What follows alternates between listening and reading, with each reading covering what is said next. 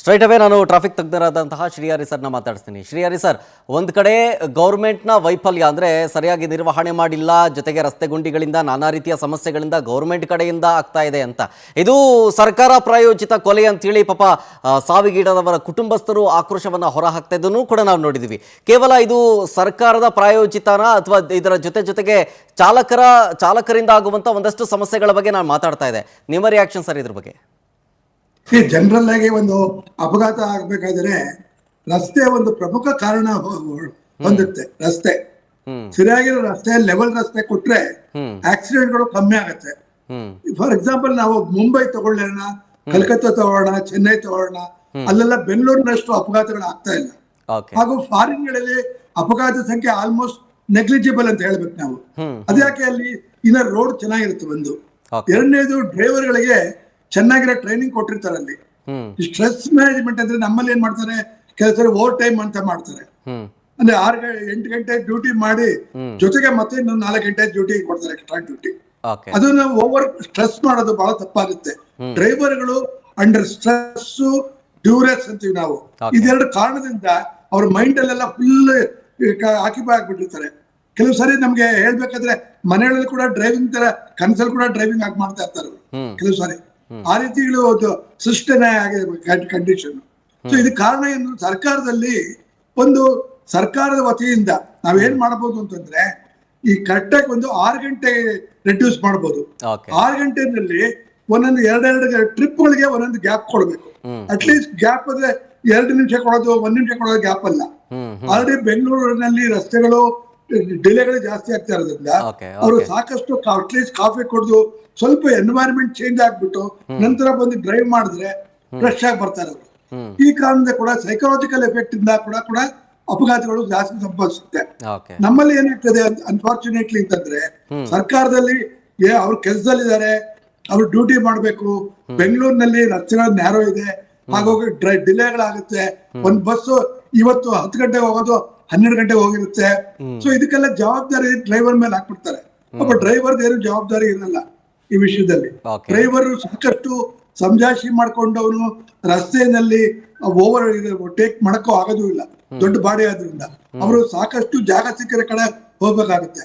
Sudden ಆಗಿ 2 ವೀಲರ್ನವರು flexibility ಜಾಸ್ತಿ ಇರೋದ್ರಿಂದ ಅವ್ರಿಗೆ ಬಂದು ಹೆಚ್ಚಾಗಿ ಬಂದು 2 ವೀಲರ್ಗಳು ಆಕ್ಯುಪೈ ಮಾಡ್ಕೋತಾರೆ ರೋಡ್ ಸ್ಪೇಸ್ ಅಲ್ಲಿ. ಸುಮಾರು 68% 2 ವೀಲರ್ಸ್ ಇದೆ ಬೆಂಗಳೂರಿನಲ್ಲಿ. ಸೊ ಇದು 2 ವೀಲರ್ ಜಾಸ್ತಿ ಇರೋದ್ರಿಂದ ಅವರು ಕೂಡ ಅಪಘಾತಕ್ಕೆ ಕಾರಣರಾಗ್ತಾರೆ. ಹಾಗೂ ಅಪಘಾತ ಮಾಡೋದ್ ಜೊತೆಗೆ ಅಪಘಾತ ಕೂಡ ಈಡಾಗ್ತಾರೆ.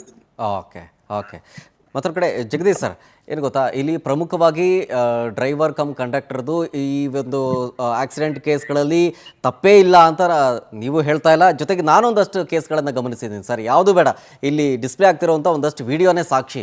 ಓವರ್ಟೇಕ್ ಮಾಡೋದು, ಹೈ ಸ್ಪೀಡ್ನಲ್ಲಿ ಓವರ್ ಸ್ಪೀಡ್ನಲ್ಲಿ ಓಡಿಸೋದು, ಬಸ್ನೊಳಗಡೆ ಜನ ಇಲ್ಲ ಅಂತ ಹೇಳ್ಬಿಟ್ಟು ಎಷ್ಟು ಬೇಕಂದ್ರೆ ಅಷ್ಟು ಸ್ಪೀಡಾಗಿ ಓಡಿಸ್ಬಿಡ್ಬೋದಾ. ಅದ್ರ ಜೊತೆಗೆ ಅಲ್ಲಿ ನೋಡಿ, ಆ ವಿಡಿಯೋ ನೋಡ್ತಾ ಇದ್ದೀರಲ್ಲ, ಅದು ಒನ್ ವೇ ಆಪೋಸಿಟ್ ರೋಡ್ನಲ್ಲಿ ಹೋಗ್ತಾ ಇರೋದು. ಈ ರೀತಿಯಾದಂಥ ನಡೆಯ ಬಗ್ಗೆ ನೀವೇನು ಹೇಳ್ತೀರಿ? ಇದೆಲ್ಲ ಚಾಲಕರೇ ಸ್ವಯಂ ಅವರ ಒಂದು ಡಿಸಿಷನ್ ಮೇಲೇ ಓಡಿಸ್ತಾ ಇರೋದು. ಸರ್ ಇಲ್ಲ, ನಾವು ಈ ಥರದ ವಾಹನ ಓಡಿಸ್ತಕ್ಕಂಥವ್ರಿಗೆ ನಾವು ಸಹ ಘಟಕ ಮಟ್ಟದಲ್ಲೂ ತಿಳಿ ಹೇಳ್ತಕ್ಕಂಥ ಕೆಲಸ ಮಾಡ್ತೀವಿ. ಒನ್ ವೇನಲ್ಲಿ ಹೋಗಬೇಡಿ, ತುಂಬ ಓವರ್ ಸ್ಪೀಡಾಗಿ ಹೋಗಬೇಡಿ, ಏನು ಸಮಯ ಇದೆ ಸಮಯದೊಳಗಡೆ ಎಷ್ಟು ಕಿಲೋಮೀಟರ್ ಆಗುತ್ತೆ ಅಷ್ಟು ಕಿಲೋಮೀಟರ್ನ ಮಾಡ್ಕೊಂಡು ಬಂದು ನಮಗೆ ಕೊಟ್ಟಿರ್ತಕ್ಕಂಥ ವೇ ಬಿಲ್ ಮೇಲೆ ಎಂಟ್ರಿ ಮಾಡಿ ಏನಕ್ಕೆ ಟ್ರಾಫಿಕ್ ಆಗಿದೆ ಏನಕ್ಕೆ ಅಂತಕ್ಕಂಥದ್ದು. ಒನ್ ವೇಲ್ ಹೋಗಿ ಮತ್ತೊಬ್ಬರಿಗೆ ಅಪಘಾತ ಮಾಡ್ತಕ್ಕಂಥದ್ದು, ಅದರಿಂದ ಸಂಸ್ಥೆಯ ನಿಯಮಾವಳಿಗಳು ಉಲ್ಲಂಘನೆ ಆಗುತ್ತೆ, ಸಂಸ್ಥೆ ಹೆಸರು ಹಾಳಾಗುತ್ತೆ ಅಂತಕ್ಕಂಥದ್ದು ನಾವು ಹಲವಾರು ಬಾರಿ ತಿಳಿಸಿದ್ವಿ ಸರ್. ಈ ರೀತಿ ಚಾಲಕರು ನಾವು ಯಾವ ರೀತಿಯೂ ಸಹ ಉತ್ಪ್ರೇಕ್ಷೆ ಇದು ಮಾಡಕ್ ಹೋಗಲ್ಲ, ಅವ್ರು ಮಾಡೋದನ್ನು ಸರಿಯಾಗಿ ಸಮರ್ಥನೆ ಮಾಡ್ಕೊಳಕ್ ಹೋಗಲ್ಲ.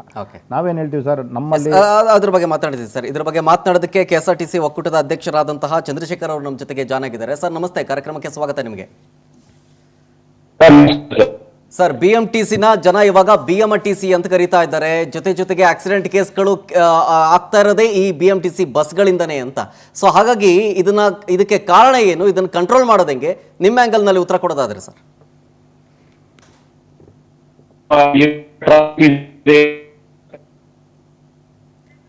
ಸರ್ ನೆಟ್ವರ್ಕ್ ಇಶ್ಯೂ ಇದೆ, ಸ್ವಲ್ಪ ನೆಟ್ವರ್ಕ್ ಇರೋ ಕಡೆ ಬಂದು ಮಾತಾಡ್ತೀರಾ ದಯವಿಟ್ಟು? ಓಕೆ, ನಾ ಮತ್ತೊಮ್ಮೆ ಮಾತನಾಡಿಸುವಂಥ ಪ್ರಯತ್ನ ಮಾಡ್ತೀನಿ. ಜಗದೀಶ್ ಹೇಳ್ತಾ ಇದ್ರಿ ಏನೇನು ಸಮಸ್ಯೆ ಆಗ್ತಾ ಇದೆ ಅಂತ. ಈ ಓವರ್ ಸ್ಪೀಡು ಜೊತೆಗೆ ಆ ಒನ್ ವೇಲ್ ಹೋಗೋದು. ಇಲ್ಲಿ ನೋಡಿ, ಈ ಬಸ್ನಲ್ಲಿ ಜನ ಇದ್ದಾರೆ, ಜನ ಇದ್ದು ಆ ಆಪೋಸಿಟ್ ಡೈರೆಕ್ಷನಲ್ಲಿ ಹೋಗ್ತಾ ಇದ್ರು. ಓಕೆ, ಒಂದು ರೋಡ್ ಕ್ಲೋಸ್ ಆಗಿದೆ ಅದಕ್ಕೆ ಆ ಕಡೆ ಬಂದಿದ್ದಾರೆ ಅಂತ ಹೇಳ್ಬೋದಾಗಿತ್ತು. ಆದರೆ ಈ ವಿಡಿಯೋದಲ್ಲಿ ಹಂಗಾಗಿಲ್ಲ. ಯಾಕೆ ಹಿಂಗೆಲ್ಲ ಮಾಡ್ತಾರೆ ಅಂತ? ಸರ್ ಇಲ್ಲ, ಇದು ಈ ಥರದ ಚಾಲನೆ ಮಾಡ್ತಕ್ಕಂಥವ್ರಿಗೆ ನಮ್ಮ ಸಂಸ್ಥೆಯಲ್ಲಿರ್ತಕ್ಕಂಥ ಅಧಿಕಾರಿಗಳು ಶಿಸ್ತು ಕ್ರಮದ ಪಾಠವನ್ನು ತೆಗೆದುಕೊಂಡಿರ್ತಾರೆ, ಸಸ್ಪೆಂಡ್ ಮಾಡ್ತಕ್ಕಂಥ ಕೆಲಸವನ್ನು ಮಾಡ್ತಾರೆ. ಮತ್ತೊಂದು ಬಾರಿ ಈ ರೀತಿ ಆಗಬಾರ್ದು ಅಂತಕ್ಕಂಥ ಮತ್ತು ನಮ್ಮಲ್ಲಿ ಇದು ಸಾರಥಿ ವಾಹನಗಳನ್ನು ಬಿಟ್ಟಿರ್ತಾರೆ, ಎಲ್ಲೆಲ್ಲೆಲ್ಲಿ ನಿಲ್ಸ್ಕೊಂಡು ಕೂತ್ಕೊಂಡು ಕಾಲಹರಣ ಮಾಡೋದಕ್ಕೂ ಅವಕಾಶ ಕೊಡಲ್ಲ. ಮತ್ತು ಸರಿಯಾದಂಥ ರೂಟಲ್ಲೇ ಚಾಲನೆ ಮಾಡಬೇಕು ಅಂತಕ್ಕಂಥ ವಿಚಾರವಾಗಿ ತಿಳಿ ಹೇಳ್ತಕ್ಕಂಥವನ್ನ ಸಂಪೂರ್ಣವಾಗಿ ಮಾಡ್ತಾ ಇರ್ತಾರೆ. ಈ ಥರದ ತಪ್ಪುಗಳು ಅಲ್ಲೊಂದು ಇಲ್ಲೊಂದು ಆಗ್ತಾರೆ. ಈ ಥರದ ತಪ್ಪುಗಳು ಒಂದಾಗುತ್ತೆ. ಮತ್ತು ಅವತ್ತು ಯಾವುದೋ ಒಂದು ಬಸ್ ಸ್ಟ್ಯಾಂಡಲ್ಲಿ ಚಾಲಕರೊಬ್ಬರು ಕುಡಿದು ತೂರಾಡಿಕೊಂಡು ಹಿಂಗೆಲ್ಲ ಮಾಡೋದು, ಅದೆಲ್ಲ ಎಷ್ಟು ಸರಿ ಸರ್? ಸರ್, ಈಗ ಶಿಸ್ತು ನಿಯಮಾವಳಿಗಳ ಪ್ರಕಾರವಾಗಿ ಅವರಿಗೆ ಚಾರ್ಜ್ ಶೀಟ್ ಅನ್ನು ಕೊಡ್ತಾರೆ. ನಮ್ಮ ಸಂಸ್ಥೆಯಲ್ಲಿ ಇರ್ತಕ್ಕಂಥ ಚಾಲಕರಿಗೆ 22, 23 ಚಾರ್ಜ್ ಶೀಟ್ ಕೊಟ್ಟು ಅವ್ರನ್ನ ಸಸ್ಪೆಂಡ್ ಮಾಡ್ತಕ್ಕಂಥದ್ದು, ಮತ್ತು ವೇತನ ಇಂಕ್ರಿಮೆಂಟನ್ನು ಕಟ್ ಮಾಡ್ತಕ್ಕಂಥದ್ದು, ಸಂಬಳದಲ್ಲಿ ಕಡಿತ ಮಾಡ್ತಕ್ಕಂಥದ್ದು, ಹಲವಾರು ನಿಬಂಧನೆಗಳನ್ನ ಇಟ್ಕೊಂಡಿದ್ದಾರೆ ಸರ್ ನಮ್ಮ ಸಂಸ್ಥೆಯಲ್ಲಿ. ಬಟ್ ಆ ನಿಬಂಧನೆಗಳು, ಆ ಸ್ಟ್ರಿಕ್ಟ್ನೆಸ್ಗೆ ಯಾರು ಎದುರ್ಕಂತಾನೆ ಇಲ್ಲ ಸರ್. ಇಲ್ಲ, ತುಂಬಾ ಜನ ಸಫರ್ ಆಗಿದ್ದಾರೆ. ಯಾರೋ ತುಂಬಾ ಈಗ ಮನೆ ಕಡೆನೂ ಸಮಸ್ಯೆಗಳಿರುತ್ತೆ, ಒಂದ್ ಕಡೆ ಬೇರೆ ಬೇರೆ ಸಮಸ್ಯೆ, ಹಲವಾರು ರೀತಿ ಸಮಸ್ಯೆಗಳು ಒಳಗಾಗಿ ಈ ರೀತಿ ಕುಡಿದು ಪಡೆದು ಮತ್ತೊಂದಾಗಿರ್ತಾರೆ. ನೋಡಿ ಸರ್, ಇವತ್ತು ನಮ್ಮ ಸಂಸ್ಥೆಯಲ್ಲಿ ಇರ್ತಕ್ಕಂಥ ಚಾಲಕರುಗಳು ಏನಿದ್ದಾರೆ, 99% ಚಾಲಕರು ಶಿಸ್ತು ಮತ್ತೆ ಸಂಯಮದಿಂದ ಕೆಲಸ ಮಾಡಿರೋದ್ರಿಂದನೇ ರಾಷ್ಟ್ರೀಯ ಮತ್ತೆ ಅಂತಾರಾಷ್ಟ್ರೀಯ ಪ್ರಶಸ್ತಿಗಳು ಇವತ್ತು ಸಿಕ್ಕಿದೆ. ಎಲ್ಲರೂ ಈ ರೀತಿನಲ್ಲಿ ಆಗ್ಬಿಟ್ಟಿದ್ರೆ ಇವತ್ತು ಸಂಸ್ಥೆ ಇವತ್ತು ಅವನತಿ ಆದ ಹಿಡಿದು ಬಿಡ್ತಿತ್ತು. ಇವತ್ತು ಕರ್ನಾಟಕ ರಾಜ್ಯದ ಸಾರಿಗೆ ಸಂಸ್ಥೆ ಅಂತಂದ್ರೆ ಸಾವಿರಾರು ಪ್ರಶಸ್ತಿಗಳು ಇವತ್ತು ತೆಗೆದುಕೊಂಡಿದ್ದೀವಿ ಅಂತಂದ್ರೆ ಸಂಸ್ಥೆಯಲ್ಲಿ ಇರ್ತಕ್ಕಂಥ ಮತ್ತೆ ಅಧಿಕಾರಿಗಳ ಶ್ರಮ ಎಲ್ಲವೂ ಸಹ ಇದೆ. ಆದ್ರೆ ಕೆಲವೊಂದಷ್ಟು ಅಧಿಕಾರಿಗಳು ಮಾಡ್ತಕ್ಕಂಥ ತಪ್ಪುಗಳು ಮತ್ತೆ ನಮ್ಮಲ್ಲಿ 1% ಯಾರೋ ಡ್ರಿಂಕ್ಸ್ ಮಾಡಿ ಮಾಡ್ತಕ್ಕಂಥ ತಪ್ಪುಗಳಿಂದ ಇವತ್ತೇನಾಗಿದೆ ಇಡೀ ಸಂಸ್ಥೆಯಲ್ಲಿ ಇರ್ತಕ್ಕಂಥ ಇಡೀ ಸಂಸ್ಥೆಗೆ ಒಂದು ಕೆಟ್ಟ ಹೆಸರು ಬರ್ತಕ್ಕಂಥ ಕೆಲಸ ಆಗ್ತಾ ಇದೆ. ಫೈನ್. ಚಂದ್ರಶೇಖರ್ ಸರ್ ಮಾತಾಡ್ತಾ ಇದ್ರಿ, ಈಗ ನೆಟ್ವರ್ಕ್ ಸಿಕ್ಕಿದೆ. ಕೇವಲ BMTC ಮಾತ್ರ ಅಲ್ಲ, KSRTC ಬಸ್ನಲ್ಲೂ ಕೂಡ ಒಂದಷ್ಟು ಸಮಸ್ಯೆಗಳಿವೆ. ಜೊತೆಗೆ KSRTC ಬಸ್ನಿಂದಲೂ ಕೂಡ ಒಂದಷ್ಟು ಅನಾಹುತಗಳು ಸಂಭವಿಸಿದೆ ಅನ್ನುವಂಥದ್ದು. ಸೊ ಹಾಗಾಗಿ ನಿಮ್ಮ ರಿಯಾಕ್ಷನ್ ಸರ್, ಮಾತಾಡ್ತಾ ಇದ್ರಿ, ಕಂಟಿನ್ಯೂ ಮಾಡಿ. ಮೊದಲನೇದಾಗಿ ಟ್ರಾಫಿಕ್ ತಜ್ಞರು ಶ್ರೀಹರಿ ಸರ್ ಅವರು ಹೇಳಿದಂತೆ ಈ ಕೆಲಸದ ಒತ್ತಡ ಮತ್ತೆ ಈ ಹದಗೆಟ್ಟ ರಸ್ತೆಗಳು ಇದಕ್ಕೆ ಮುಖ್ಯ ಕಾರಣಗಳಾಗ್ತಾ ಇದ್ದಾವೆ ಸರ್. ಮೊದಲನೇದಾಗಿ ನಮ್ಮ ರಾಜ್ಯದಲ್ಲಿ ಅಂದ್ರೆ ಬೆಂಗಳೂರು ಮಟ್ಟದಲ್ಲಿ ಏನು ರಸ್ತೆ ಗುಂಡಿಗಳ ಪ್ರಭಾವದಿಂದ ಅತಿ ಹೆಚ್ಚು ಅಪಘಾತಗಳಾಗ್ತಾ ಇರೋದು ತಾವು ಈಗಾಗಲೇ ನೋಡಿರ್ಬೋದು. ಈಗ ಏನು ಇತ್ತೀಚೆಗೆ ನಡೆದಂತ ಆಕ್ಸಿಡೆಂಟ್ಗಳಲ್ಲಿ ಮಕ್ಕಳುಗಳು ಸಾಯ್ತಾ ಇರೋದು ನಿಜಕ್ಕೂ ನಮಗೂ ದುಃಖ ತರುವಂತ ವಿಚಾರಗಳು. ಯಾಕಂದ್ರೆ ನಮಗೂ ಮಕ್ಕಳಿದ್ದಾವೆ, ಆ ಸಾವುಗಳು ನಮಗೂ ನೋವನ್ನ ತರ್ತಾ ಇದ್ದಾವೆ. ಆದ್ರೆ ಆ ಸಾವಿಗೆ ಕಾರಣ ನೋಡಿದ್ರೆ ನಮ್ಮ ಚಾಲಕರು ಹೊಣೆಗಾರರಾಗಿಲ್ಲ ಅನ್ನೋದು ನಮ್ಮ ಏನು ವಾಹನಗಳಲ್ಲಿ ಅಳವಡಿಸಿರುವ CC ಕ್ಯಾಮೆರಾಗಳಿಂದ ನಮ್ಗೆಲ್ಲರಿಗೂ ತಿಳಿದು ಬರ್ತಾ ಇರೋ ವಿಚಾರ. ಆದ್ರೆ ಇದ್ರ ಜೊತೆಗೆ ನಮ್ಮ ಕೆಲಸದ ಒತ್ತಡ ಸರ್. ಇದು ನೀವು ಬೆಂಗಳೂರಿನ ಮಟ್ಟದಲ್ಲಿ 8 ತಾಸನ್ನ ಅವರು ಡ್ರೈವಿಂಗ್ ಮಾಡ್ಬೇಕಾದ್ರೆ ನಿಜವಾಗ್ಲೂ ಅವನ ತಾಳ್ಮೆಗೆ ನಾವು ಎಷ್ಟು ಕೃತಜ್ಞತೆ ಸಲ್ಲಿಸಿದ್ರು ಸಾಲದು. ಇಷ್ಟು ಒತ್ತಡಗಳ ನಡುವೆಯಲ್ಲಿ ಅವನು ಅಷ್ಟು ಕಿಲೋಮೀಟರ್ಗಳನ್ನ ಮಾಡ್ಲೇಬೇಕು.